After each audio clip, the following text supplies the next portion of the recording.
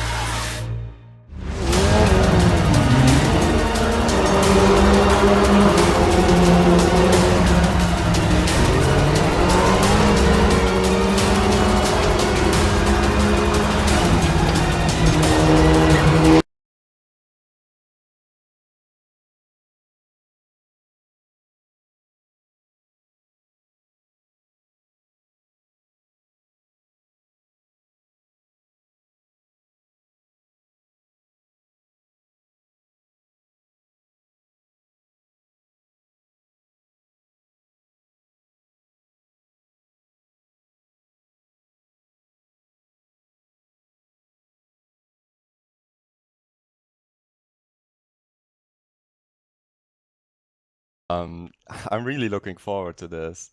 This is going to be really exciting. First race of the season, the first race ever in the Touring Pro Series with these Audi TT Cup cars, and yeah, it will be a big challenge for the drivers. And what a location to start from as well, the Nürburgring in Germany. It is the mecca of motorsport in its very true sense of the word. It is an incredible place to start the season, and there's a lot riding on this, Robert. You've driven these cars before, you've driven on this circuit before. You know that coming into the box, we saw in the pre-practice sessions 31 drivers covered by half a second, and there was a good, couple of hundred drivers trying to get on the grid for this one. This really is incredibly difficult to predict. Yeah, well, I just drove 1.5 weeks ago in the TC1 series on this track on the Nürburgring, and in the qualifying session we had like 15 cars within 3/10 or so, so it was crazy how close the times were. And I expect nothing less in these Audi TTs here, and the pre-qualifying that already showed that the drivers are equally close in this series. And it was actually Giorgio Mangano, a completely new driver to the Touring Pro Series, who took the top spot in the pre-qualifying with the 103.6. Pre-qualifying was held on Zandvoort, so it was not held on this track, but we can expect something similar here. It is incredible as well when you consider the kind of quality of driver that we have here. There is so little to choose between the drivers, and this is one of those environments where if you make a single error on one lap, it's going to be the difference, certainly in qualifying, between the front row of the grid and the 14th row of the grid. It really is that high pressure. Yeah, exactly, especially because you only have 5 minutes time to set a lap time. And that's a lot of pressure on the shoulders of each single driver here. And it's very easy to make a mistake in the qualifying session. And so I'm really looking forward to it. I don't think we will see one driver dominating here. I think it will be very, very close. Unpredictability, exactly what we love about professional motor racing. I have to say, I am looking forward to this from the pure perspective of the fact that this is a one-make championship with so many incredibly talented racing drivers on the grid with very little to choose between them. And it's quite appropriate, really, that it's the Audi Sport TT Cup, as I'm about to hop on a plane in less than 24 hours' time to fly out to a place where Audi are hoping to take their 14th win in the space of the last the space of the entire millennium we're living in, which of course is the Le Mans 24 Hours. So Audi is obviously synonymous with the world of motor racing. It's an incredibly tough environment to be racing in, but it's also an incredibly friendly one to be racing in. Audi has always primed itself, Rob, for being a manufacturer that is as much about its passion for motorsport as it is about its deliverance for technology. They're a very passionate bunch of people. Yeah, and what you shouldn't forget is that these people who are racing here tonight, if they win this championship, they will have the opportunity to drive this exact car, the Audi TT Cup, in real life and have a test drive sponsored by Audi. And they will also be able to drive an Audi R8. So Audi is really bringing that passion to the online races as well. So it's a really good opportunity for all these drivers. Well, qualifying, 5 minutes on the clock, please, and we're about to go racing for the first time in the 2016 season. The qualifying times have tucked down, and we are now starting to get underway for the first full session of the season. Nicolas Laubisch is the man who is the first one to gung-ho for glory. We're right on board with him as he goes through the first few corners of this lap. It's the shorter configuration, this as well, Rob. That means it's going to be very tough for the drivers to get a good lap in quickly. Yeah, well, actually, I think it helps a little bit that it's a short configuration, because you might be able to do a little bit more lap times in the short qualifying session. So this is not a super pole. You can do as many laps as you can, but of course you still need to nail it. You see Laubisch exiting the Mercedes arena, and now you will see the corner, the new corner of the layout, so to say. Yeah, here it is, the Kurzanbindung, and back again on the regular Grand Prix circuit. Yeah, so we're riding, looking back from what Nicolas Laubisch will see in his rearview mirrors from on the top of the roof, and this is a really difficult test for the driver. You've got to be straight on the ball, right off the gas. You really don't have much of an opportunity here with only 5 minutes of qualifying, and one of those has already gone, by the way. You really do have to nail the lap straight on the mark. You haven't really got much of an opportunity for error, and as a driver in this environment, yourself in the past, Rob, I mean, you've won TBS titles in the past. You know of how much pressure there is. What's going through the driver's mind at this point when you're trying to nail it all together for that perfect lap? I think it's the best case scenario is when you're not thinking of anything, when you're just doing your laps, do what you have practiced, and just bring it onto the track. And yeah, we can see the first times coming in now. It's actually Garibaldi with the 27.9 taking provisional pole position. He's a driver that we know, of course, from the TC1, from several leagues that he's raced in the past, and that's a very nice time as well. And it seems like he's done it right. He didn't think about the pressure too much. Yeah, initially he had a 0.2 of a second advantage there, but straight away we now have Alexander Dorniden, who has popped up just 0.068 of a second off the pace. So already those times are coming down pretty quickly. Klaus Schulze in third position with Etienne Bruns in fourth for the moment. Then it's Butcher, Mangano, Leitner and Platsk. So it's a really competitive top 8 already. 0.6 of a second separating the field. That's not necessarily unusual for the first session. It's never going to be as close as it was in the free practice sessions that we saw building up to this. But the drivers who have qualified, they know how closely matched they are. So it's all about getting a great lap in early. Yeah, and it's not over yet. We can see we're on board with Toccacelli right now, and he's at least green in the first sector, so this means he will improve on his personal best time. And I think we will see the gaps getting closer and closer in this session, and then also as the sessions move on. So, I mean, a 27 on his first lap, that's quite a statement from Baldi. Really is, and he's the first person to duck under, what is it now? That's 1 minute 28 seconds for the lap. He's managed to get into the 127s pretty early on in the session, which is going to be a tough ask for anybody to duplicate. Alexander Dorniden, he's on a quicker lap though. Look at that. He was already on purple in the first sector. What's he going to do on this lap? He needs to keep the energy up as he comes through that flat out right-hand kink. Maybe a slight feather of the throttle as he comes through, but nothing too out of control, and he's already a tenth of a second up. That's impressive, especially this early on. Yeah, that looks like a great lap time, and we can see Baldi and Dorniden, two of the main protagonists of the TC1, going at it here again, fighting for the pole position in the very first race. Let's see what he can do. Oh, right. And he lost the time. Yeah, no, he didn't. Well, okay. He's actually on pole. He so is there, at a so... few. That was confusing. Cause it was a little bit, to yeah. be fair. But yeah, Dorniden does get the pole there, 127.884. And that's by a tenth of a second. That's a big margin. With only a minute to go in the session, that is a big statement. There's Nicolas Laubisch. He was the first one, really, to put a lap time in. And he's looking for just at the top 20 at the moment. He really needs to find a little bit extra. And he has found that. So he's improving by about half a second. That is going to be a big leap for Laubisch. He's about 20th at the moment. But on this kind of pace, he's looking at at around 8th, 9th, 10th maybe at the worst if he gets this final sector nailed. So out of the final turn down the straight, Nicholas Laubish is looking for a strong 128 here over the line. And what is it? A 128.8. That's very much better. So he's there or thereabouts. But wow, look at that, 9/10 of a second off. He lost a lot of time again in that final sector. It's amazing how the pressure is getting to drivers in that final sector. That's where they're losing a bit of time. Certainly that's where Laubish lost it. Here's Alcio Jr. finishing off his run. And I don't think it's going to be a major change of positions that we're going to see. But interestingly, after a very interesting start to the Audi Sport TT Cup, it's first blood to Dorneden, Rob. Is that a surprise? No, for me it's not a surprise, and also for most of the drivers that I talked to, it's not a surprise either. And we're going straight into the race, so no cooldown time for the drivers, and Dorneden and Baldi, now they can really prove it. Now it really matters.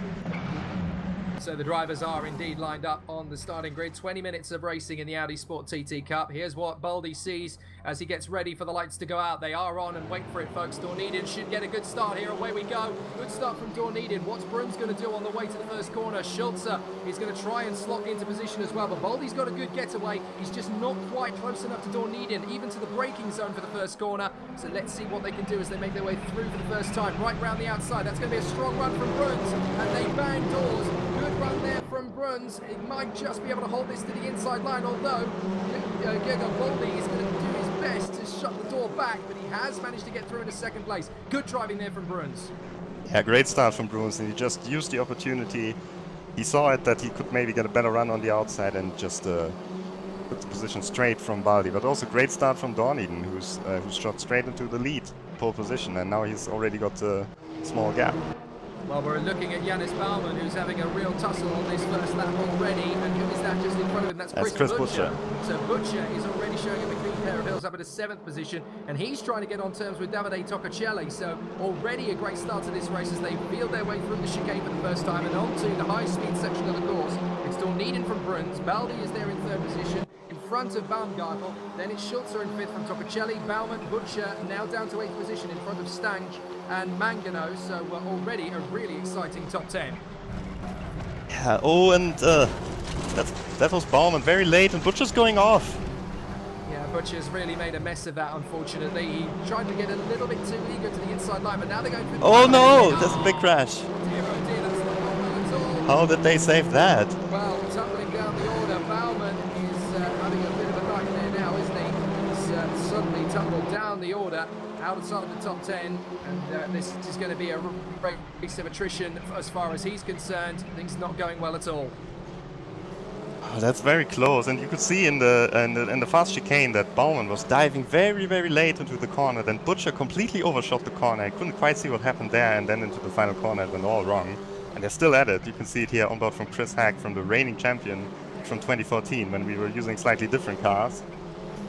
Yes, indeed. Just look at this. Oh, and I think it's Butcher who's going off again. I think you're right. Yes, he's dropped back into what is now, 13th position. He might just be able to hold on in front of Term, but it's a really exciting battle now. That little moment from Baumann has dropped him down to 8th position. Goshkin is now 9th in front of Hack. From Keutler, Leitner and Butcher. Then it's Term, then Pluderman, and then it is David Junt in 16th position from Visa, Columbia, Platsk and Beck. So it's a really exciting mid-pack, but Dorneden, just look at Dorneden, he's absolutely flying out in front. But that gap that he already started to extend in the first lap, it's already coming down. Bruns is not letting him run away in blind with this one. Yeah, certainly a great start of the race for the Go Sport driver, and he made the most of his pole position. But now we have Etienne Bruns, who's driving for Euronics Gaming, and if you follow the TC1, you know that between Euronics Gaming and Go Sport, there's a little bit of tension going on. We had Dorneden and Euronics driver Julian Kunze in the TC1 who were having a couple of really hairy moments on the track. So let's see how this goes here between Bruns and Dorneden. And Bruns certainly looks quick at the moment. He really does, yeah. Dorneden, Bruns, Baldi, Baumgartel, Schulze and Stange is the order at the moment. It's looking really exciting at this moment in time from the leaders, particularly now that Bruns is trying his best to drop Baldi, and he has done that for the moment. There's about a second between them, so things looking good as far as they're concerned. And if he drops Baldi, well, there's not really much that the man in 3rd position can do about it. It's looking like it's going to be a German totalitarian grudge match on the Nürburgring. It couldn't really be better designed if you planned it. Here's Baumgartel in 5th position. He's trying to get away from Stang. And he's already lost the place, actually, to Klaus Schulze, who's got a good move on him, up into 4th position. So a little bit of an inter-team squabble there, perhaps, Rob. Yes, these two are teammates, and they are actually running in great positions. I mean, 4th and 5th, that's very impressive. And maybe they should work together a bit. I'm not sure if they should try to fight that hard, because maybe it's possible that one of them could get into the podium. And I've talked to Max Baumgartel already, and he seems to have pretty good tire wear. He wasn't that confident in his pace that he could get into the podium, but his tire wear seemed to be really good. So let's see what he can do. Well, Dorneden's still holding the pace. He's just clocked a 1:28.781, which is only about a second away from what he managed in qualifying. So the pace is still pretty strong in the early stages here. Brun is about half a second back still. Diego Baldi in 3rd position is still about a second away. And up the inside, that's a beautiful little move there as Koshkin loses the place to Janis Baumann and may lose another to Victor Keutler. They're door-to-door, banging wheels. This is brilliant scrapping as round the outside, Victor Keutler, the Brazilian, is trying to come through on Pavel Koshkin. He shuts the door firmly. That's great defensive work there. Oh, and he's trying to have a look again, but there's no way through. Koshkin keeps the position. Bauman's on the charge. He's been driving really aggressively in the opening stages of this race, and he's already back in 8th. Oh, Chris Hack. Just got a little bit too close under braking, didn't he? Gave a bit of a Keutler, a bit of a love tap there, and we look back from him as well to look back at Chris Hack, who's thinking, "Come on, Chris, what are you doing? We're trying to go out clean motor racing here. I didn't need a shove from you." He's got problems of his own, actually, Chris Hack, because if he looks back, he's got Norbert Leitner breathing down his neck, and he's really starting to swarm now. But this, in fact, that is how close the gap is. There's nothing in it, Rob. It's so tight. Oh, and can he make a move here? The next corner is a 4th gear chicane, so it's very dangerous to try a move here. And you can see he's backing out of it. He tries to line up the move for the final corner or the first corner, but just look at this. Look how close it is. Yeah, Chris Hack is very wise to the maneuver. He knows that if he just crowds Norbert Leitner out, he's not going to give him any space to maneuver. So back in front, it's still Dorneden from Bruns, who's now dropped to about 7/10 of a second back. Down the straight though, Hack is really having to pull up the wick as he tries to keep Leitner at bay. Janis Baumann's having a good battle as well. Is this going to be Pavel Koshkin round the outside into the first corner? Koshkin tries the switchback, but he's got problems of his own. Victor Keutler's caught him up. Very close indeed, Rob. I'm not sure where would be the ultimate place to get the overtaking move when you're in this kind of a scrap. Well, I think the first corner is the best overtaking opportunity on the track, but you can also try it on the inside in this corner right here, which you just passed, or you could try to dive into the corner that we're coming up to, into the hairpin. So there are a few opportunities where you could try it if you're brave enough. So is Dorneden going to have this one on a plate, or have we not seen the last of Etienne Bruns? He's still got a bit of a response. Joe Baldi, by the way, is dropping back rapidly in 3rd position. He's now 2.8 off the leader, so it's definite that these two could well have things on their own. Of course, Bruns may just be applying a bit of a karting strategy here, just sitting on the back of Dorneden and allowing him to control the pace of the front of the field and then wait for his opportunity later. It's a great karting strategy. You wait until maybe 1 or 2 laps to go and then you make your killer move. And in one-make racing, you get the opportunity to think a little bit more like a karting driver. Baldi's still in 3rd position, Schulze in 4th, and it's Baumgartel, Stanger, Mangano, Baumann, Koshkin and Keutler, with Leitner and Hack still having that little scrap, although there is now 0.4 of a second between them. It's Term who's up to 13th. Then we've got Pluderman, Junt, Butcher recovering down in 16th place. Platsky's there in 17th from Beck, Visa, and then Laubish, who's up to 20th position. Good recovery from him after a bit of a hiccup on the first couple of laps. Then it's Beretta. De Vader is in there next. Luciano, Schneider, Wirth, Janaya, and then it's the man whose name I can't replace for Toffee, Rob. You're going to have to help me on this one. I do my best with these names, but I think it's Lucas Raheria Riavoni. Am I right in that? Yeah, I think that's correct. It's as close as I'm going to get, I think. Colombia there in 28th position, and then Emil Yanenko is there in 29th position as well. It's still about these two at the front, though. Bruns is closing up. And you can see on the bottom right of your screen, it says PTP, and then there are some lights below that. That's the push to pass. And all the drivers, depending on where they started, they have 15 push to pass available for this race, which will give you 30 extra horsepower. And if you start a bit further back, you have a few more push to pass, but these two drivers will have the same amount. And you can see Etienne Bruns only has 5 push to pass left, so he's not sitting back, he's going all in. Well, I think it might be a little bit too early in the race to go all in here, because if you look, Dorniden, look, he's got 7 left, so I think actually Bruns getting a little bit too eager sat there in second position. Yes, he's right on the boot lid of Dorniden, but he needs to focus on the pace of this race. He has managed to get away from Baldi, and that's to his advantage. That's to his credit. But he's close. He's close. I think he might try it. He is definitely having a think about it. Maybe he's going to try and outfox him around the outside. Dorniden moves to cover. That's very smart driving from Alexander Dorniden. The pressure is on him at the moment to a certain extent because he has a lot to lose here if he allows Bruns to control the pace of the race. But from his point of view, he does still have an ace up his sleeve with 2 extra push to passes. And Bruns, well, actually, no, Bruns doesn't have that many more now because he's used 2 more since the last time we saw him. So he's looking to get into the lead and how did he use them so quickly? I cannot really understand how he managed to get rid of all these push to pass already. Well, he's looking for the inside line. He might get an opportunity. I think he's realised he's running out of opportunities to get past Dorniden now because he probably hasn't got a clue how many push to passes Dorniden has left. He's only got 3, so he really needs to be careful when he uses this. Otherwise, he'll get into the lead. He'll have nothing left to defend himself with. And he'll have Dorniden in front of him. Basically, Bruns will then become a sitting target because Dorniden will be able to get into the lead and stretch it out. Of course, the other thing as well is that every time Bruns uses a push to pass now, look, Dorniden's used one to defend, so the gap has opened up again. This is stalemate. Yeah, I think if he wants to make this strategy work, he has to get past as soon as possible and then just try to defend even without the push to pass. I think now might be an opportunity because Dorniden used the push to pass on the back straight, I think, so he should not have one available here. So maybe this is a chance for Bruns. Well, it's all about the battle behind these guys as well. Bruns still there in second position trying to close up. 3 push to passes for him in second position. Baldi is there in third place. The battle further back is starting to heat up a little bit as well because the teammates, Schulze and Baumgartel, are still pretty close together, but they have managed at least to stretch out a gap from Mangano, the Italian, in 6th position. Pavel Koshkin is trying to close up on the man in 7th place, Jan Stanger.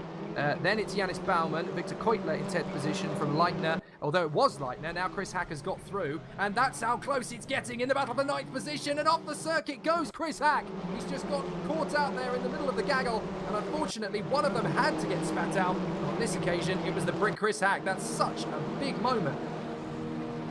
Yeah, that was very unfortunate for Chris Hack. But it just shows how close the racing here is in the midfield and everyone's going for every position.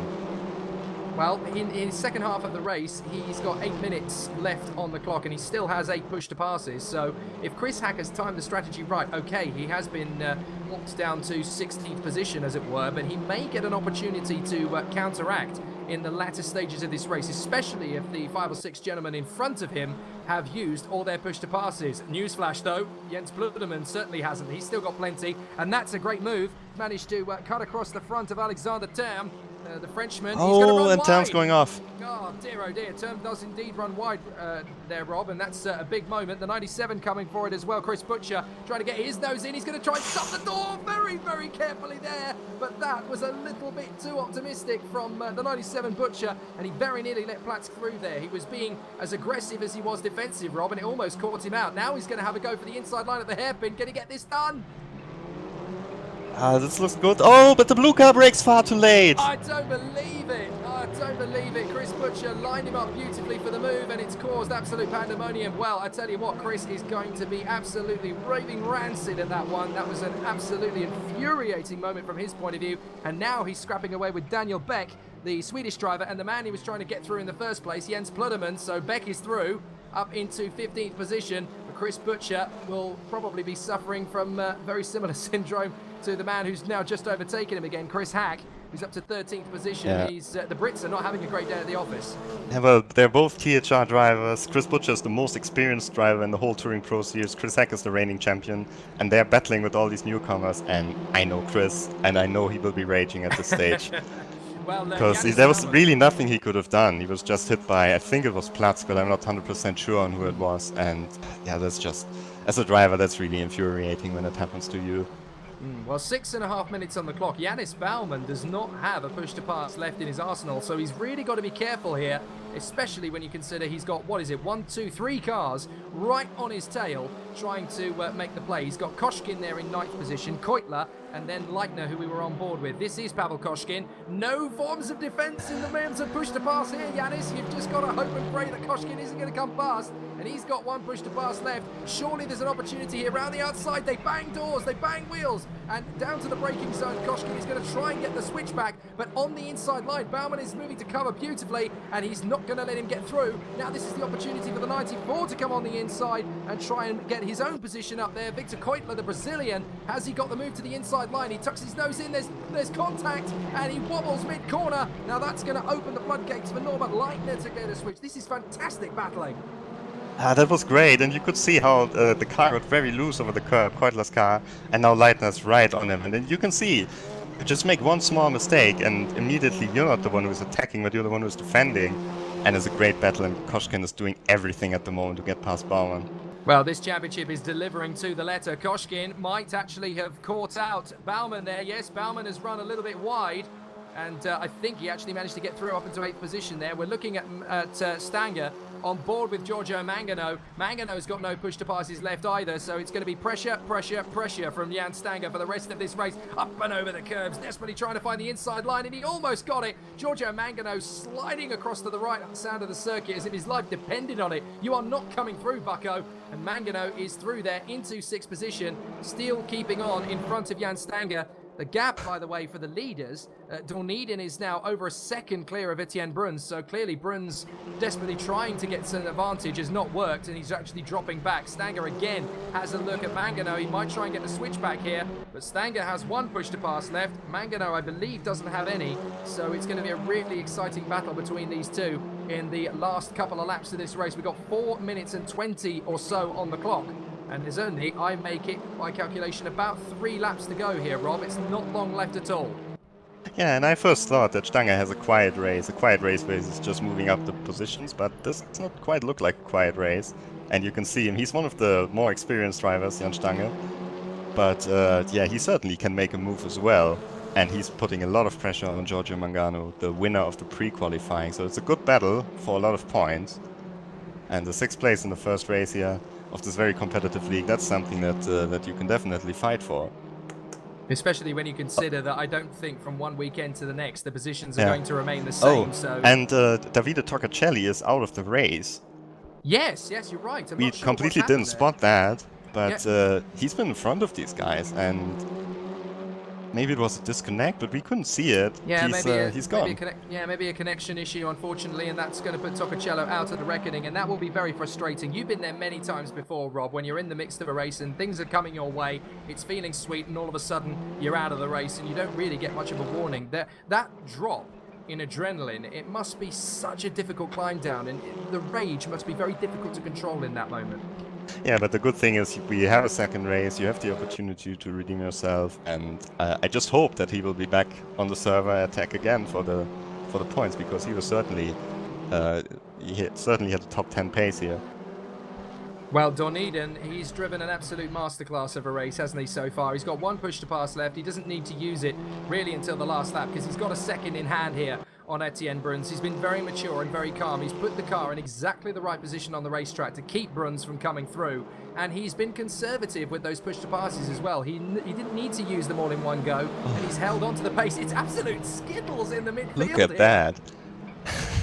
This is the same battle that we were watching earlier. Now Robert Platz is back in the battle, but we still have Chris Heck in the white car there, Leitner in the black one, John in the red car just behind, watching everything, and look how they're fighting for position. Every corner side by side. It's just intensified another level. This is magnificent. Norbert Leitner and Robert Platz, and they kick up the dust in front, so that's going to cause a little bit of a dynamic change as everybody tries to bring things under control. Even if they are under control, they're going to have one eye on the steering wheel here to try and make sure that they've got everything lined up for the chicane. They're about to go into, well, what time do we have left? I think this is going to be the penultimate lap we're going into, and this is a good move here from Platz. Up the inside, can he make the move done on Norbert Leitner? He's going to try, and he's got him. That is a beautiful opportunistic moment there from Robert Platz. That was really a nice move, and you could see that Leitner was not quite on the line, and then you just couldn't do anything about it anymore. But this is not over yet. No, You can be indeed. sure. We see Baumann and Keutler already side by side again into the first corner. Well, Baumann's going to hold the inside line, but is that going to be enough? It is for the moment, at least, on Victor Keutler. But Keutler, look, he immediately switches to the other side. This is so close. They're practically marrying each other in terms of front and rear bumper at the moment. There's so much contact as they come through. I think Keutler's through. Yes, I think he can Oh! get through. Baumann's going to try and get through as well, is he? Has Baumann got that job done? Yes, he has. So 2 places lost there from Janis Baumann. Make that 3, because Chris Hack is to his left as well. Nudging him away. And Leitner on the inside. Oh, this is amazing. 3 wide down to Butcher's the corner. going in as well. Oh, Butcher's going to try and go for it. Gets past Hack as well. He gets And 2 Baumann. positions. That's just amazing. Absolutely incredible driving from these 4 or 5 drivers. They are still absolutely on it. Give them any chance of a touring car race, and they are going to make it look like one. Is absolutely mega at the moment, and all of that has resulted Janis Baumann down to 13th position. That's going to make him very sick tomorrow morning.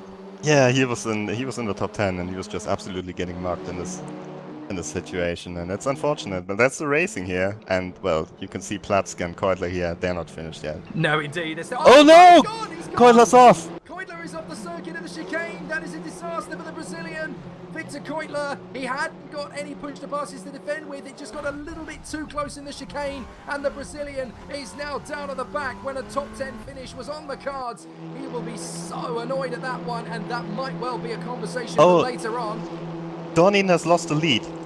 Yeah, what has happened to Dawn Eden? We're on the last lap and Dawn Eden has dropped back. Now, has he made a mistake or have his tyres gone off? As Bruns has managed to get himself into the lead. We didn't see what happened there. We may have to go for a post-race replay on that one. But Bruns is leading. He's running very wide at the hairpin. Oh, it could be that. It looks like the brakes are. He has got massive problems on the brakes. Yeah, the brakes are wearing, or the tyres are wearing, whatever it is. But Dawn Eden has slipped back into 3rd position now. He's trying to get this 2nd position back from Baldi. But Dawn Eden, he obviously had a great strategy, which was to hold station in front of Bruns. But Bruns suddenly realised, you know what, I'm going to be a little bit more conservative. I'll hang back and see what happens. And Dawn Eden, the man with everything to lose in terms of pressure, has dropped back to 3rd position. So it's going to be a steal of a victory for Etienne Bruns, the man who we thought was done and dusted, the man we thought was beaten to the punch. No siree, I'm not done yet. Etienne Bruns, he's going to come out of the final hairpin. What a try from him. He stayed hungry, he stayed determined, and he's going to get the victory, and he loves it. Etienne Bruns crosses the line. He wins the first race of the season. Absolutely brilliant try from Bruns. Baldi in 2nd place from Baumgartel, who snatches 3rd place from Dawn Eden on the finish line. That is an absolute hash for Alexander Dawn Eden, and so unfortunate as Chris Hack. Look at Chris Hack, he's already back up to 8th. Yeah, he's going to steal a top 10 finish here. Very nice indeed. He's going to get Mangano on the line by the look of it. Schulze is in 5th position in front of Stanger. Mangano just beats Hack across the line, I think. I think it was Hack who just beat Platzk. I'm not entirely sure. Yes, my apologies. Yeah, they were a good 9 seconds back off Mangano. My apologies. So Hack, just crosses the line in front of Platz. Beck is there in 10th position from Pluderman. Great finish for Beck. Out of nowhere as well. And but I have to say, this is such a disaster for Alexander Dawn Eden, and I'm almost certain it's the brakes, because some drivers were talking to me before the race and they were saying the brakes could be a bit problematic at the end of the race if you're pushing really hard.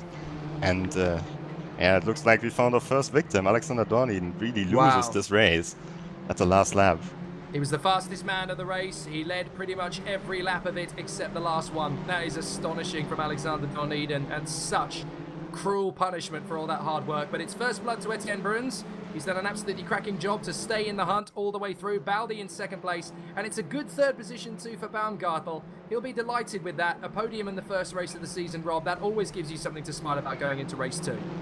Absolutely, and he did not expect that for sure. And so it's a fantastic result for him. Fantastic result for the team as well, with Klaus Schulze in 5th place. So good points for the BS Motorsport team. But yeah, what a race that was. So race 1 is completed then, and you have to say a very, very tough race all in all, Rob. I mean, who would you give the driver of the day to in that particular race? Who stood out in particular for you as one we need to keep an eye on in race 2? I would have given it to Alexander Dawn Eden, but without the last lap, of course. What happened there? And this is just crazy that that this can happen to you. And well, I think all the drivers on the podium drove a really, really good race. Amazing performance from Etienne Bruns, who kept his cool, put a lot of pressure on early on in the race, and then just dropped back a little bit, drove his race safe till the end.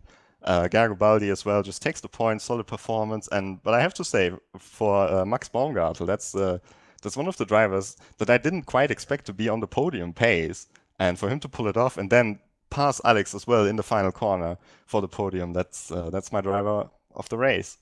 Yeah, I'd agree with that. Baumgartel as the driver of the race there for that one. Third position, good performance and good support there from his teammate as well. It's been a really good start to the season. There's your calendar for the remainder of the season. We're leaving Nürburgring after the next couple of races to Zandvoort and then the Hungaroring. Sachsenring 2 weeks after that, Spielberg, as it's also known, the Red Bull Ring, and then we finish off on 2 more of the DTM locations, Norrisring and the former Grand Prix venue of Hockenheim. It's going to be a really exciting, sorry, I was going to say the former home of Hockenheim. It's the only home of the Grand Prix in Formula 1 now, isn't it, Hockenheim? Nürburgring needs to get back there. But a great start to the season, really exciting, action-packed motor racing from the Audi Sport TT Cup, and a true indication that we still don't know at this point who is going to be the champion. So there's still more racing to come, and you need to grab yourself a light beverage because it's not going to be long until we're back out there for more.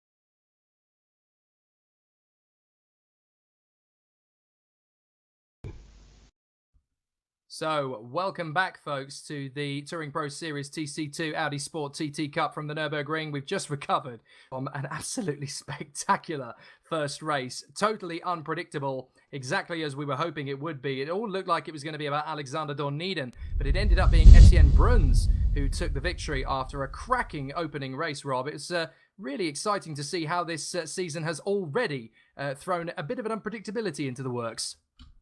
Yeah, and I really feel for Alex here because he just, I mean, we couldn't see what happened to him, but to lose a race on the final lap, that's always it's always crueler than cruel, heartbreaking. isn't it? Yeah. Crueler than cruel. But I mean, he's got so many races left to get this win and put himself back into the top position in the championship, and he certainly has the pace. So I wouldn't be surprised if he's if he's going to be attacking hard again already in this qualifying session. Yeah, it's very true. I mean, we've still got, 13 races left of the season. This is one of 7 weekends, and therefore we've always got a second race to bounce back on. But yeah, you're absolutely right. There's 13 more chances to get on the top step of the podium. What's going to hurt for Alexander, or could hurt later in the season, is the consistency of that. Because that 4th position, if he's going to keep that pace up all the way through the year, that 4th position could be the difference between 1st and 2nd in the championship, Rob. Yeah, although I think with the field that's still pretty close, you can get away with the 4th position. It would have been worse if he had a complete DNF. His teammate Tocacelli, for example, he had this DNF, and for him that's really not a good start of the season. But it's definitely not over yet. So we should see the first times coming in here. Yep, and it's Klaus Schulze who's at the fastest time with the 127.9. Yeah, look at that, a 127.9 for the first lap. So he's obviously got something to prove here, straight out of the block, and he's gone faster. But watch out, here's Etienne Bruns. He is definitely on a fast one. He's looking at a 1/10 of a second quicker than Klaus Schulze has managed. Dorneden has done a 128.027 for his first lap out the blocks. That's pretty quick, but what can Bruns do? Is it to the top of the timesheets? Oh, no, it's not. He ends up losing a little bit there. 128.1 to end his qualifying run, so he's going to have to try again, and that's exactly what he's doing. So Bruns needing to get another quick lap in the board. He loses out on pole position by, get this, 0.081 of a second. It is so close at the top there. Yeah, and it's good to see also that it's a little bit mixed. There's a little bit different names at the front, because we have Alcio Jr. from the team RRS, from the Brazilian team, in 4th position at the moment, and we have not seen him up there so far, so it's great to see that he can do fast time as well. Yeah, that's right, yeah, because he was just outside the top 20 in the first session. He didn't quite hook it all together, but tell you what, he's right there now, as we have Nicholas Laubisch we're looking at now, looking for, well, potentially, look at that, potentially pole position. He's gone 0.081 in the first split. He might be able to get one over on Klaus Schulze here, and if he can get pole position, considering he was 18th in the first qualifying session earlier on, Nicholas Laubisch, oh, look at that, there's nothing in it in this qualifying session, 4 thousandths of a second. He nails this final sector. He could well see himself starting at the front of the grid, if not, certainly in the top 2 rows, and that will definitely transform his fortunes. Yeah, and Niklas Laubisch, he's a very interesting driver in this league, because I talked to him before the race, and he's actually only 14 years old. He's already competing with the best drivers here. That's incredible. That's very impressive. 14 years old. What can he do 14 years from now? Because some of the drivers in this are in late 20s, of course, and are still very talented. Klaus Schulze, another fast lap, but it's not faster than his best. Look at Etienne Bruns, though. Second sector, he's 0.2 of a second up. He is determined to get this final lap nailed. He'll be going, come on, as he comes across the line. Has he done it this time? Surely, yes. Look at that, 127.852. That is a big improvement compared to where he was. And that, I think, is the fastest lap, Rob, we've had in terms of the entirety of the sessions. I don't think anybody went quicker than that in the first session. I think Alexander was also in the 8s, but I'm not quite sure if he beat that time. Definitely it's close, so I think Alexander could set a faster time, but I'm not sure if he still has time for it. And we can see here Garibaldi, he's still on a lap, he will get this time counted, but it's not going to be fast enough. So this is already it for Gargo. Yeah, I think he's going to have to settle for the fact that 4th is as good as he's going to get from this one. Look how close he's going to the pit wall entry there, wow. Well, maybe he thinks that he can shave a couple of thousandths of a second just by going that close, and he's got 4th position, 0.281, so he has improved just a little bit there, but it's not quite. Now, Davide Tocacelli, he's one who could move up a long way here. He's 0.4 of a second off the pole. He might just have one final chance. That man as well, Jan Stanger, he might have an opportunity to go up into the top 6. I don't think he will get it in. I don't think he will make this lap count, because remember, we are switching directly after the qualifying session. Of course we are, yes, good point. So these times are probably not going to count, and it's very unfortunate. And what I'm wondering is, when is he going to fuel into his car? So that could be a big problem for Jan Stanger. Hopefully he already was on a full tank when he drove around there, but otherwise he might have a big problem. Anyway, we're ready for the race. We certainly are. Bruns on the pole position on the left side of the circuit. Schulze is beside him on the other side, and away we go. Good start from Bruns. Is he going to be able to hold off the attentions? Dorniden is up to third position already. He's made a good jump on Baldi. So Dorniden up into third position straight away. Schulze is trying to cover to the inside line. We're on board with Bruns as we look back. He's got a flyer of a getaway, and Schulze is going to lose that second position at this rate, with Dorniden going to try and come through to the inside line. That is a beautiful overtake from Dorniden. If he can get this one finished off, Schulze is not going to be very nice to hold him on. Baldi's going to get through as well into third position. If he gets a good sweep into the next left-hander, it's going to be difficult because Schulze is going to try and get that back on the inside to hold on to third position. Two wheels up in the air. That was a big moment, but he was determined to hold on to that third position. Unfortunately, Baldi was already through. Yeah, great start from Etienne Bruns actually. He pulled out like 3/10 right off from the line. And then Dorniden made the best out of the starting position on the racing line, used the extra grip for the start, and then held on around the outside. So a great start for Alex, and he's in a position to attack for a race win again. And we had a spin, I think, or certainly a run wide further down the order. That's Janis Baumann, who's lost a lot of ground in the midsection. He's not having the greatest meeting here, is he? He's had a bit of a topsy-turvy day at the office. He's had the speed, but he's definitely not had the composure. Oh, and I think he's got a connection problem, because we can see one of the blue cars. I just think it's him. I'm not entirely sure. We can see it warping around a little bit. So. Yeah, it's a bit of a lag there, unfortunately. Yeah. So maybe we might not see too much more of him in this race. That There's shame. one car off in the background. There's one of the blue cars off. And that's the Euronics driver. That's Etienne Bruns. That is He's Etienne out. Bruns. Etienne Bruns, the race leader, is out of this second race. Now that is an absolute nightmare, as Norbert Leitner is into the pits. So too is Etienne Bruns. What has happened there? Well, it looks to me as though Bruns is out of the race. He's stopping in the pits. Well, that has just thrown a major spanner in the works for this championship. It means we're going to have two different winners from each of the two races, guaranteed. But what we are going to see is if Bruns doesn't score, well, this is going to mean more than just a loss of points. Well, he's in the pits. Has he been given a penalty? You don't think he was given a jump start there, Rob? No, you can't get a jump start penalty. You just can't jump the start. So that can't be it. But you could see a blue car standing in the gravel trap on the outside of the final corner. And I've got no idea what happened there, because it didn't look like Dorniden was really close enough to try and move or so. So honestly, I've got no idea what happened to him, but this is huge. Yeah, this is huge for the championship. The other man who's right down at the back, actually, is Alcio Jr., who's not had a great race either, considering how strong he was supposed to be from the qualifying. He's down in 29th now, Alcio Jr., so he's had an issue as well somewhere out in the circuit. It's showing him as... well, where is he? Is that him we're watching now, the 94? Yes, but he's showing up as down in 29th position. So he's actually being lapped by these guys at the front end of the field. Now, that's a problem. Hang on a minute. Alcio Jr., he's a lap down, and he's got the leaders trying to get him out of the way. Come on, Alcio. I think to be honest, he missed the sector split, because I can't think of, that he's already a lap down. I can't think of anything that would happen that would put him so far back so early on. Yeah, probably it's just the timing that hasn't picked him up properly.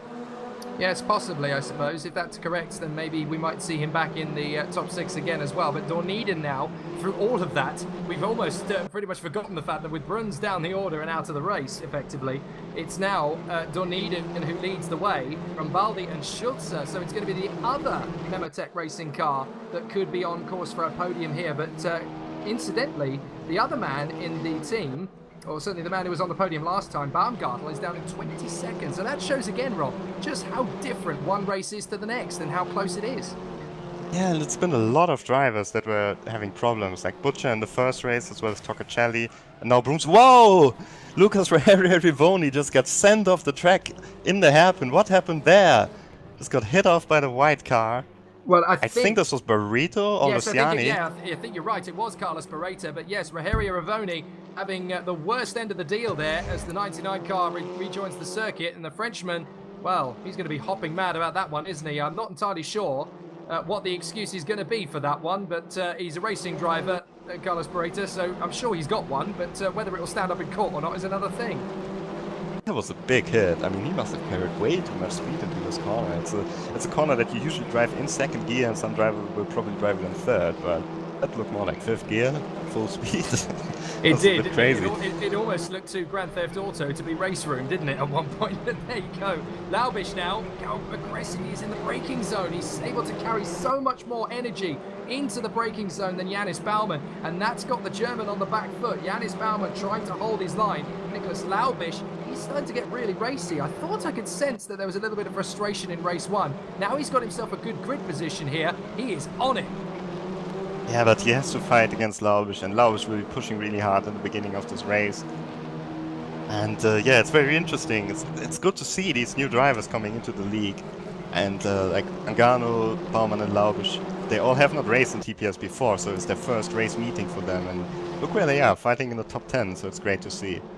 Yeah, it's really, really encouraging stuff. Dorniden leading the way, 2 seconds clear. I should point that out because we haven't really noticed it. 2 seconds ahead of Giorgio Baldi with Schulze right on his tail. So second position is definitely up for grabs. Chris Butcher, he's having a much better race in 4th position now. About a second clear of Mangano with Baumann in 6th position. In fact, we just saw him go through there. And there is the man in 7th place. Well, there was the man in 7th place. That's Laubish. Then it's Koshkin, Hack, Leitner, and this man that we're riding on board with Jan Stanger. Although Emelianenko is trying to come through. Is that Emelianenko making the move done? I'm not sure if he's actually managed to get that solid. No, he hasn't. Emelianenko has to hang back in position. That was close, Rob. That was very close, and that was quite optimistic to try to overtake there. But Emelianenko is not finished yet. Try again. Stanger in the yellow car, but there's also another red car and a black car, so cars all over the place, and I think Emelianenko got the place from Stanger. Yeah, he did. Stanger, I think he overshot into the first hairpin, so Stanger obviously having a bit of an issue, but now he's going to try and get back his position to the inside line. Meanwhile, the 94 of Keutler is trying to move up just in front, so there is a lot of change and to and fro in the positions. It's very close at the moment. Denis Emelianenko looking very racy, and he's definitely got a good opportunity here to get one over on Leitner. Yeah, now we see back from Pavel Koshkin.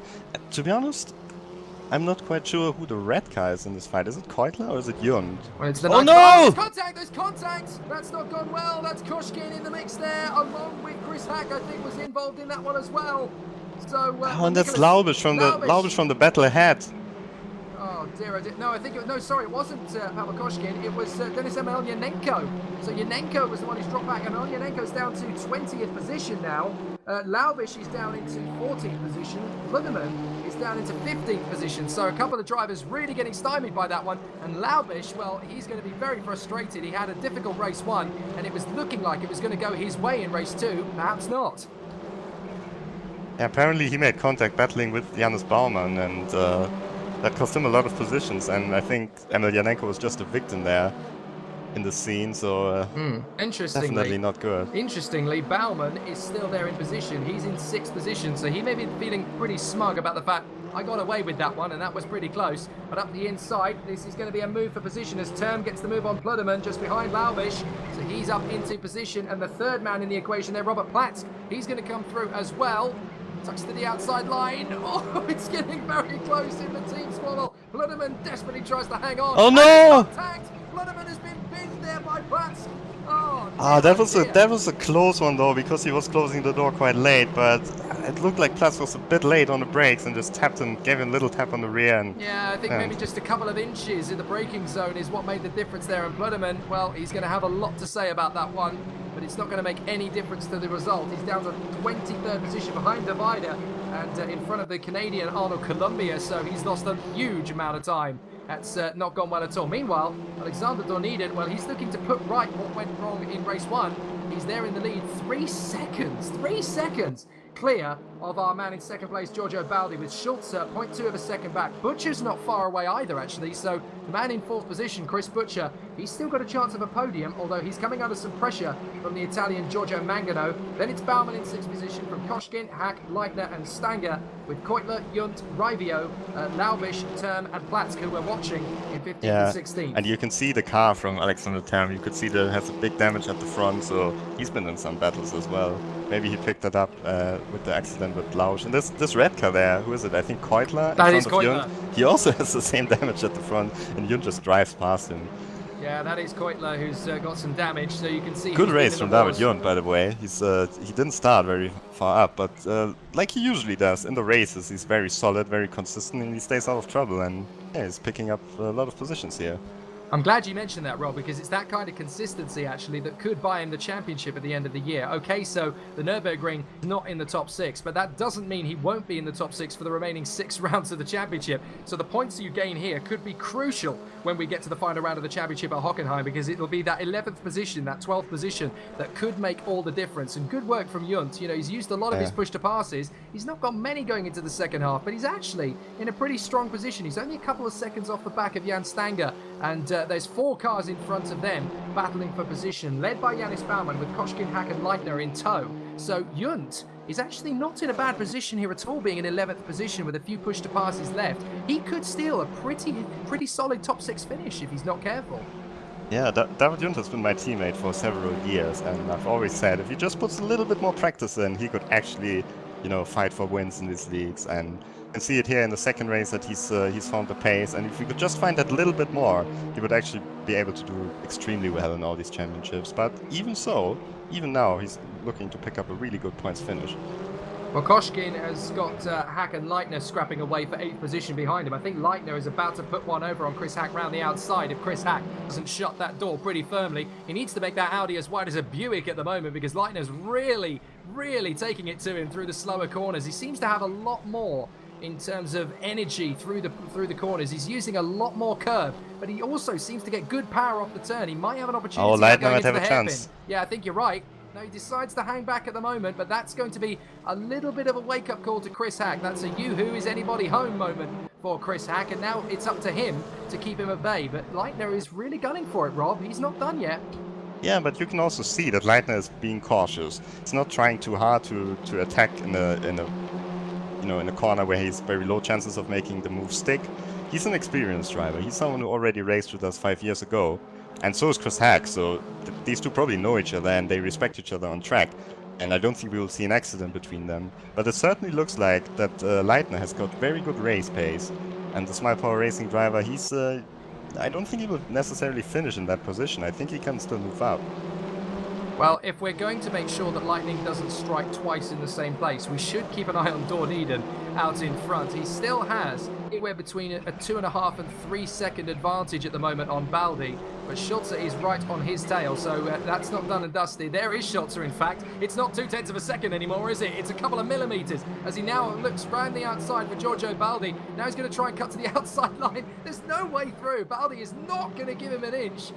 Every time he looks to make a move, he covers. But Baldi isn't being aggressive with his defensive tactics, is he? He's being just that beautiful calculation, that balancing point between a full block and just blocking the car in the right position on the circuit. He's not too much to the left, he's not too much to the right, he's right in the center of the racing line. So Schulze is going to have to do something pretty special to get one over on the Hungarian, and at the moment, you have to say, Klaus Schulze, no pushes to pass, it's really not looking good.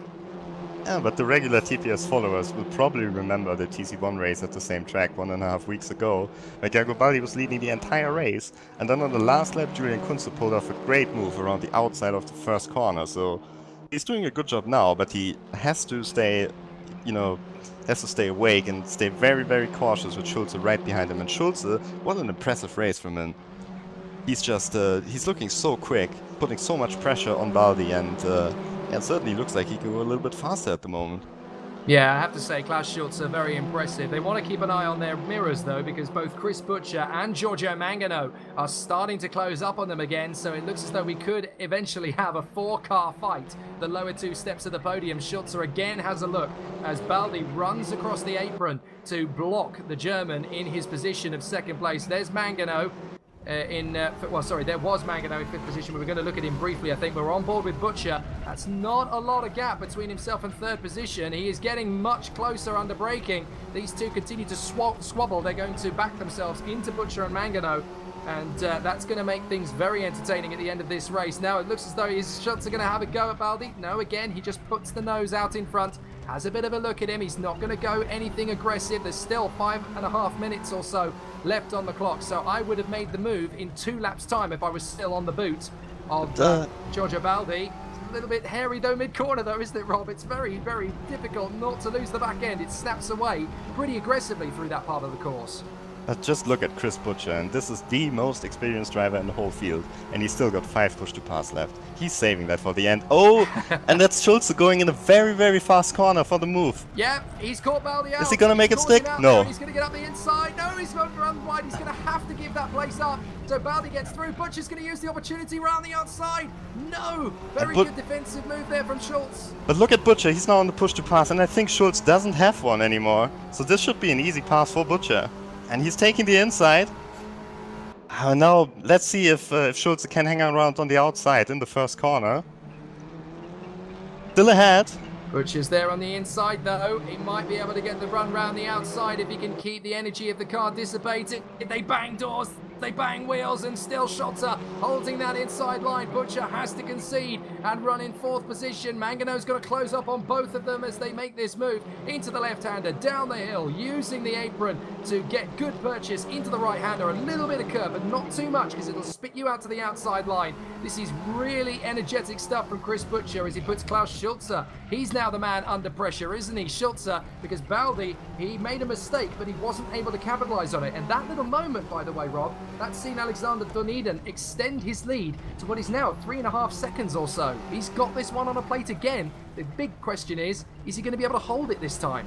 Yeah, just about the move from Schulze and Butcher. So Schulze was doing a great job defending here. He just held it around the outside and just powered out of the corner, and then he had the inside for the next one. But if I were Chris Butcher, I would have not given Schulze that much room on the exit. So it seems like Butcher is playing it safe as well.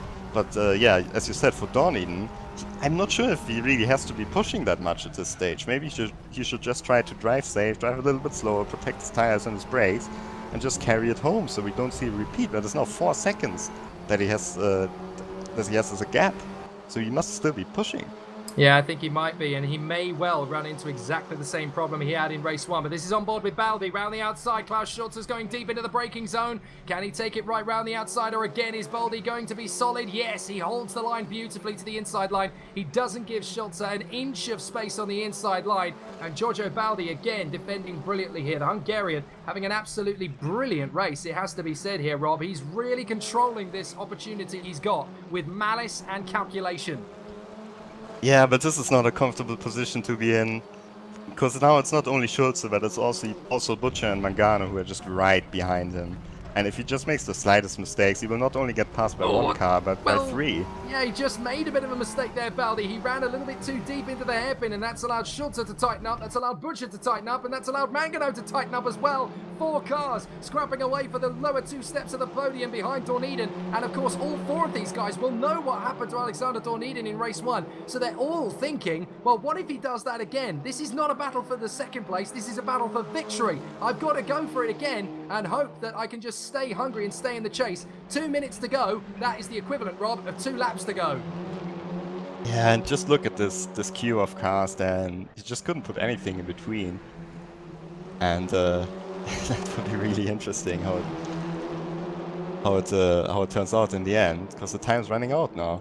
They really are. The brakes are going to be difficult. They're going to be very spongy, particularly in the very slow corners. The tyres are going to be loose. They're going to be pushing the car to the outside without even attempting to. Here goes Schulze. He's going to go deep. Butcher's going to try and go with them. There's a little bit of a clang. Mangano's got a front row seat for all of this to unfold. Schulze is there to the inside line. Butcher's going to try and cut across the apron once again to tuck in for the inside line. Watch him go to the left. No, he's going to stay there in position. Now he's going to have a look, but he's he goes to wide. This could be Mangano's opportunity. Back of Schulze there. I think they nudge bumpers. Mangano's going to try, and Butcher has to shut the door very quickly indeed there to keep him at bay. But Mangano's still got plenty of speed and plenty of space. He might have an opportunity round the outside if Butcher can't hold it. Good control there from Chris Butcher. That is saving your bacon and no mistake. He could well have bought himself a podium just by keeping Mangano at bay through that hairpin. I thought he already lost it in the Mercedes arena by going too wide there, but you could see that Schulze was also going wide. I don't think there was contact, but they was just both trying to brake as late as possible. They're having a little bit of brake problems as well, and Butcher just held on to Mangano, and you can see how close Mangano is again, so this is not over for Butcher yet. Well, there's Dorneden, who's about to go into a similar situation to what he was in race one. He had the lead. It was comfortable. It was half what it is now, admittedly, but it was a comfortable lead, and it was his race to lose. Now for Alex Dorneden, he needs to hang on to this advantage. He's only got a 4th position from race one when he led every lap. This time... Oh, Mangano's past Butcher. I'm sorry to interrupt you. Yeah, you're absolutely right. They're side by side. Mangano's to the wall, and Butcher's to the outside line. Is Mangano going to be able to hold this on the run to the braking zone? Butcher's going to try and exacerbate that energy to the outside. He's not giving Mangano much room on the inside, and he's held him off. That's nice brilliant. from Butcher. That was nice. Brilliant defending work there from Butcher. He has completely shown Mangano a clean pair of heels, and again, up on 2 wheels goes Mangano in his attempts to close up on Butcher. That means, though, that both of them have fallen off the back of Baldi and Schulze. So it looks as though those two are going to be fighting for the podium. Butcher again up on 2 wheels. Mangano gives him a little love tap. Come on, mate, get on with it. You can see how late he's on the brakes, and I thought maybe Mangano would try to dive on the inside because Butcher was leaving the door open, but didn't go for it yet. So he's running out of opportunities now. This is the last lap. He has to make it work as soon as possible if he wants to get the 4th position. Well, Schulze is right on the back of Baldi. Mangano's right on the back of Butcher. It looks as though things could change rather dramatically. But this man out in front, he is not going to let history repeat itself. Lightning will not strike twice in the same place. Alex Dorneden dominated race 1 for all but the last lap. This time he's going to put it right in race 2. 4th in race 1, victorious in race 2. Fantastic result for Alex Dorneden, and that is more like it. He swerves with celebration. Brilliant race win for Dorneden. Baldi is going to pip Schulze to the line, as too is Butcher in front of Mangano, but only just. It's going to be Norbert Leitner who comes home in 6th position, unless Hack can get one over on him on the final couple of corners. But Leitner is going to get there in front of Hack, and who's going to get to 8th position? Will it be Koshkin or will it be Stanger? It is going to be Koshkin just in front of Stanger, with Victor Koitler, the Brazilian, in 10th position in front of David Junt. So 11th place, that's solidly enough, I suppose. Then we have, up to 10th position across the line. Well, maybe he overtook after the finish line, I'm not sure. But in there was the Finn, I think that is, of Jonas Raivio. I'm not sure if he actually crossed the line in 10th position or if he was a little bit late to the party. But look at that, Etienne Bruns, 22nd position. He finishes the race, so he scores points. But that's a big hammer blow to his championship attack after winning race 1, Rob. Yeah, and I just had a look in between the races, and there's actually a drop score, so you will drop your 2 worst race results. So not from the whole event, but from every single heat. So your 2 worst heats will get dropped. So yeah, that's he can probably still recover from that. But at the same time, of course, this is, I don't know what happened there on the first lap, but this was looking really strange because he was leading comfortably on the first lap, and then all of a sudden he was in the gravel and going through the pit lane. Well, the man who finished the race in 10th position was also the man who got the fastest lap in. Jonas Raivio did finish in 10th position. He did manage to beat Koitler to 10th position and push David Junt down to 12th place on the last lap with Laubish in 13th. So Jonas Raivio got the fastest lap on the very last lap of the race by the look of it. But wow, what a start to the season then. Etienne Bruns got a win. So too did Alexander Dorneden. And we still don't really have one clear person who's dominating out in front. Because even now we know, Rob, that, okay, Dorneden's pace has been pretty strong. But now we even know he's vulnerable. Yeah, and I think Garibaldi is leading the championship with 2 second places and a very, very consistent performance. He maybe didn't quite have the pace this time, but he was just driving so clean and just not making a mistake while being under pressure the whole time. Well, Robert Wiesenmüller, I have to say a huge thank you to you for sitting beside me. It's been a bit nerve-wracking, I have to say, working in such a fantastic environment. It's always been incredibly close, TC2, and I'm really excited about how things have been. So I guess now we're up to the point where we're talking to drivers because we need to figure out exactly how they saw everything that played out. And it's been pretty exceptional considering how hard they've worked. I mean, it's been absolutely incredible. Yeah, and there are quite a few drivers that I would like to have a word with. Unfortunately, not everyone is here yet. There's at least 14 of the drivers from that race that I want to talk to because we saw so much action from so many different people. We will actually take a small break and give these drivers a little bit more time to come into the channel, and then we will be back with the interviews. Yeah, that's a very good idea. So we'll be back very shortly.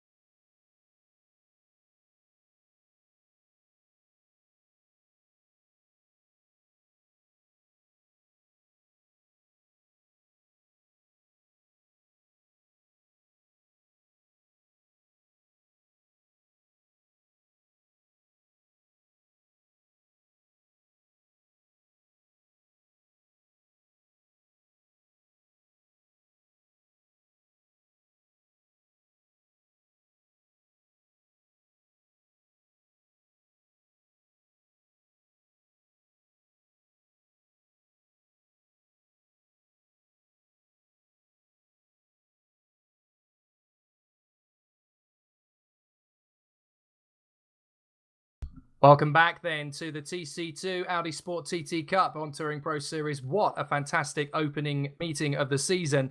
It's been really exciting to see two very different races, Etienne Bruns and Alex Doniden taking the victories. Myself, Jake Sanson and Rob Wiesenmüller, we're going to talk to the drivers who made that weekend so special, that two fantastic races. We'll start first of all with the winner of race 2, that is Alexander Doniden. Guten Abend, Alex.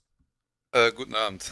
So talk us through those two races. I mean, that must have been really difficult, particularly in race 1, when you knew you had the pace all the way through and it just kind of fell away to the end. Talk us through what happened. Yeah, I had brake failure in the last 2 laps. That was, I didn't have it at the practice, and suddenly my brakes were a bit gone. Yeah, and then I had to pass Baldi, Etienne, and Max. That must have been a really difficult end to the race, especially when you'd been leading the whole way and you'd coped with all the pressure Etienne had given you. But you were very strong in making a comeback in race 2. You weren't going to let that one get away. Yeah, it was good for me in the second race. I think Etienne had an issue with the fuel. Yeah, and then the race was easy for me. Could manage a gap for, like, I think 3 or 4 seconds. Yeah, I had also a gap in the first race, and yeah, it was a bit stupid because I pushed too hard.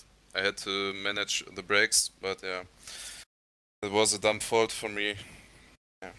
Well, of course, now that you've got a 4th position and a win, that gets you into a very strong position heading to round 2. So what's going to be the tactics moving to the second round for you? Just win, drive fast, and we will see. It's a strong field here. I'm guessing as well, looking in your rearview mirrors, there's an incredible array of drivers who you must be fearing could well put one over on you. Yeah, that's right. Okay, well, we hope that obviously moving to the second round, Alex, the pace is still there. So I'm guessing it's back to the training ground for you to make sure everything is ready for 2 weeks' time. Yeah, right. Dankeschön, Alex, and congratulations for race 2. Well done. Thank you. So, Rob, I guess we have many more drivers to talk to. Who's up next? Yeah, I'm joined by Max Baumgartel here, and he took a podium in the first race of the season. So, Max, how does that feel? Yes, the first race was great, and I think I have luck with Alex Wheeler in the brake, and for over the race I push very hard to catch Baldi with my team colleague Klaus Schutze, but don't become him. However, to the last corner I catch Alex and I was 3rd. So certainly a great start of the season, but then in the second race you couldn't quite make the same impact, and we didn't really see what happened to you. So maybe you can explain to us. Yes, I drive the back straight to the chicane, and we drive to too wide, but for the corner I was in the mid. I was the inside line, and the third person was back of me, and I became a push from the back, and I pushed me out, and the race was done. After this, I fight again back, but I think I have a failure with the 0. Okay, so like a lag problem. Yes, I don't know what place I have or something. But the second race was frustration for me. All right, so moving on to the next round. What do you expect for this championship now? Because you're in a very decent position in the points. Do you think you can keep fighting for podiums? I? Yeah. Yes, I think so. I come in. This track was not my best, and I hope for the next races I'm stronger and I fight to the podiums, maybe for the victory. All right. Well, thanks a lot, Max, and Yes, bye. now it's Jake's turn again. Yes, indeed, Rob. We've got one of the British boys who's been providing us with an awful lot of the action in those 2 races, Chris Butcher. Chris, what a fantastic start of the season from your point of view, or was it? Well, it was a bit mixed, really. The first race was it was a bit of a disaster, really. I think I ended up finishing in 19th, but yeah, the second race wasn't too bad. 4th place after a fairly poor start. I don't think I can complain at that, really. So obviously, when everything is so close in the first weekend of the championship, you must be thinking about, what you need to do to find that little bit of an edge that Alex had this weekend. 2 weeks' time, obviously, you've got to find that little bit more. Where do you think you're going to be able to find that? Well, I've never really run that well at Nürburgring or Zandvoort, the next track, to be honest with you. So I'm not holding out much hope for that one either. But I think pace-wise, I wasn't too far away. The two or the three main things for me is getting the starts right, finding an extra 10th or 2 in qualifying, and then tyre management really through that second race is what my main issue was. And obviously, this is a tough place to start the season as well because it's such a technical track. You really have to be completely flawless in every single corner in a qualifying lap to give you a good chance of anything. Yeah, absolutely. I mean, even losing 2 10s, I mean, it puts you in the midfield, and then that can destroy your race, as is what happened with me in the first race. Really, I got put off a couple of times, and then it's just an uphill battle from there, really. So I'm guessing your focus now is to make sure that when we go to Zandvoort, you need to make sure that the elbows are out and the sleeves are rolled up because it's getting a very physical grid out there. It's really tough to hold your own. Yeah, it's going to be, and I think that's inevitable when you've got such fantastic guys on offer. For me now, I've really, to stand any chance, I've got to win every single race now because I'll be missing the last 2 races, so that's where my drop scores are going to go, and scoring, I think, 2 points in the first race isn't really good enough. Okay, well, unfortunate for you for race 1, Chris. Good to see you were a factor in race 2, and hopefully we'll see you towards the front at Zandvoort. Have a good one. Thank you. Okay, so Rob, I think we've got one of the other podium finishers next up. Yeah, I should have Klaus Schulze here.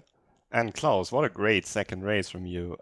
But it just looked like you just couldn't get past Gergo, so talk us through it. Yeah, race 2 was quite good. I didn't start that good, but there was where Baldi overtook me and Alex in the first corner. And the whole rest of the race I was fighting with Baldi. I couldn't manage to get past him. We had a lot of fights, hard fights, but good fights, and didn't manage to get past. Alright, so the second race was great, but the first race, you didn't quite get the same result, so maybe you can also tell us what happened there. Yeah, in the first race had the same problem that I skipped behind Baldi. And at the end of the race, my teammate was very close to me, so I let him go because he had more push-to-pass rest. That he can overtook Baldi, and in the last corner, I didn't catch Alex, unfortunately. I tried, but it didn't happen. Nonetheless, you're definitely one of the most consistent finishers of this event, and you're sitting really strong in the Drivers' Championship, but also in the Teams' Championship. So what are your goals for this season?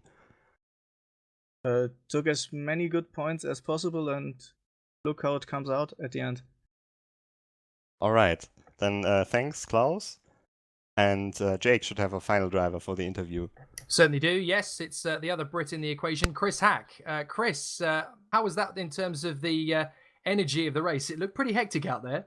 It was definitely hectic. I've got no idea how I ended up where I was. I felt a bit like Moses at times. I've never heard a racing driver quite describe it like that before. That's an interesting way of looking at it. I mean, both races were very, very different in terms of pace for you, in terms of the dynamic of it, in terms of the way the race ebbed and flowed. It must have been very difficult to handle such different conditions. I didn't feel too much different, to be honest. In both races, people got together and I suddenly found myself about 5 positions higher than I started. So I was just trying to stay out the way of more carnage and get some points because I came in very, very underprepared for this. It was about a minute before we were working out how much fuel we should be running, so lazy. Okay, lazy is one way of looking at it. I suppose you go to Zandvoort now knowing exactly what to expect in terms of the field. You know a little bit more now about who is going to be close to you, who's going to have it in for you almost in terms of trying to get one over on you. So what is the strategy going to Zandvoort now? I'm guessing it's going to be, whatever opportunity you're back in the rig. Yeah, definitely. More prepared. Really didn't realise this was this week until Monday night. So 2 weeks, get up to speed, spend a bit of time in the cars, and hopefully we'll come back better.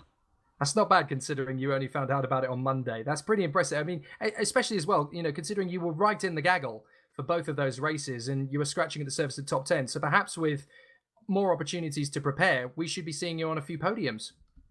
Maybe, but the guys at the front looked really good, so there's definitely a way to go, but we might get there.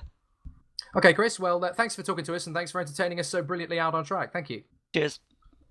Well, there you are. What an absolutely incredible first meeting of the 2016 TC2 Audi Sport TT Cup. It's been absolutely incredible watching two brilliant races, Rob. And I think you'll agree with me. We genuinely still don't really know who's going to walk away with this crown. We know who's been the one to take the most advantage out of the Nürburgring, but there's still so long to go and there's so many variables yet to consider. Yeah, and it looks really interesting because we have on the one side Alexander and Etienne, who are both looking really quick, but both also had problems in their races. And on the other hand, we had Garibaldi and Klaus Schulze as well, for example, who were just driving so consistent and just picked up the points the whole time. And I'm pretty sure drivers like Butcher and so on, they can close this gap and they can win races as well in the future. So it will be really interesting to see how it goes on. Well, an absolutely brilliant start to the season then. My huge thanks, Rob, for joining me in the commentary box. It's been absolutely brilliant this first weekend, and I know we've got a lot more to come from the next 6 weekends. Thank you, Rob. Yeah, thank you as well. Really enjoyed it. I hope everyone sitting at home enjoyed this show.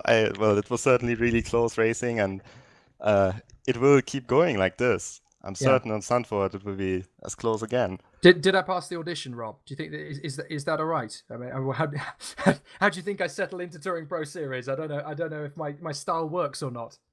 Yeah, I think it's very good. It's a little way to go. No. I mean, it's always I haven't commentated in a while, to be honest. And for me, it's also I was a bit nervous going into it, being back here on the commentary.